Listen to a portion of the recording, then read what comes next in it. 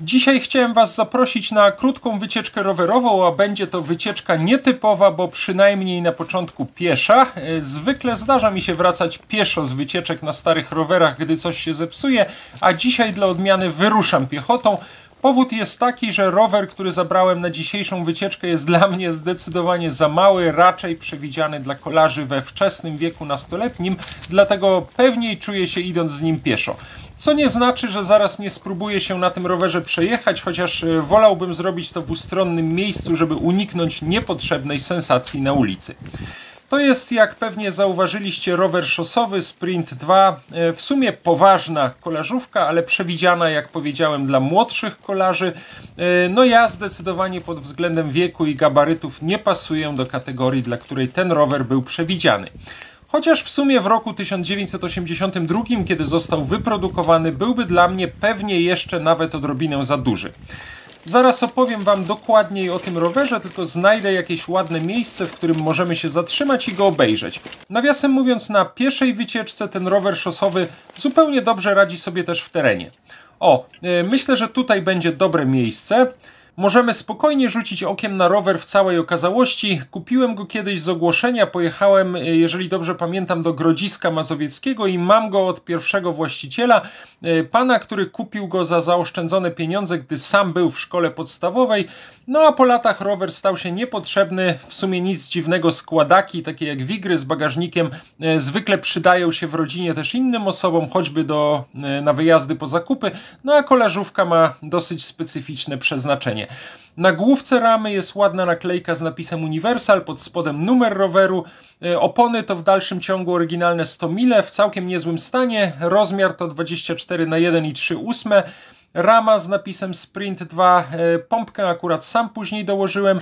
Dźwignia przerzutki przymocowana do ramy. Z tyłu przerzutka Favorit z 5-rzędową kasetą. Przedniej przerzutki przy korbie nie ma, jest po prostu jednorzędowa zębatka. Mogłem właściwie zabrać jakiś bidon do tego koszyka, może nawet miałbym pasujący z epoki.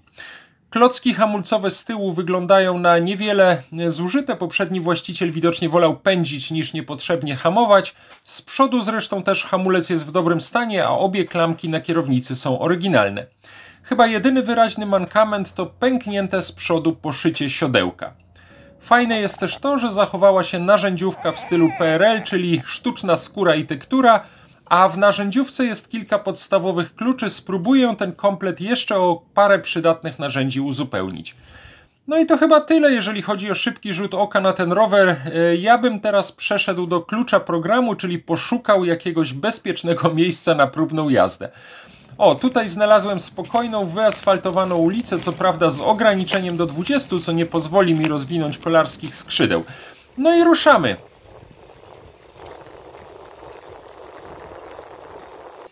Sprint jedzie bardzo fajnie, chociaż muszę sobie znaleźć na nim jakąś w miarę wygodną pozycję, bo czuję się jak wtedy, kiedy stawiałem pierwsze kroki na Pelikanie. I przypuszczam też, że wyglądam na tym zbyt małym rowerze trochę jak kot przycupnięty na kuwecie.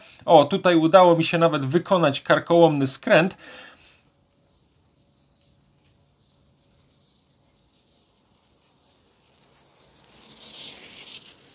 Bardzo fajnie się jedzie, ja bym jeszcze wypróbował działanie przerzutki. Zaraz zobaczymy, tylko postawię kamerę na ziemi, bo trudno mi jednocześnie kierować, filmować i zmieniać biegi dźwignią na ramię, ale teraz przerzutka działa całkiem w porządku. Spróbuję nawet z asfaltowej drogi wjechać kawałek w las, żeby zobaczyć, jak Sprint 2 poradzi sobie w terenie.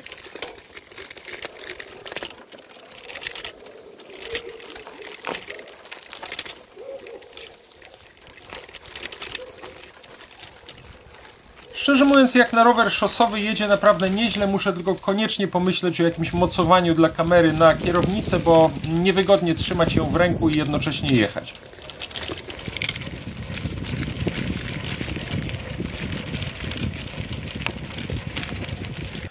Tutaj jestem znowu na drodze wyłożonej kostką. Myślę, że gdyby tę kierownicę odwrócić do góry, to miałbym na tym zbyt małym rowerze jednak znacznie wygodniejszą pozycję, ale nie jest źle, da się tak też jechać.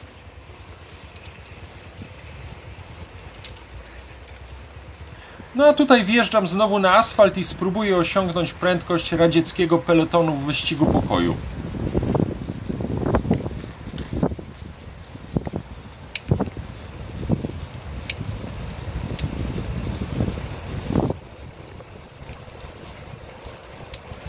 Sprint 2 to naprawdę magiczna maszyna, sprawia, że czujecie się jak Czesław Lang w latach swych największych sukcesów.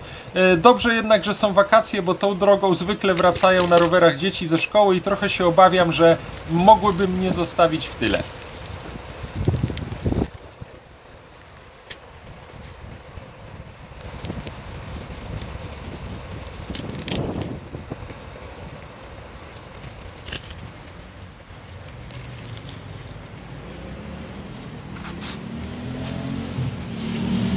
No dobra, dosyć tego sprintu, rower pokazał już co potrafi, a ja jestem już prawie w domu.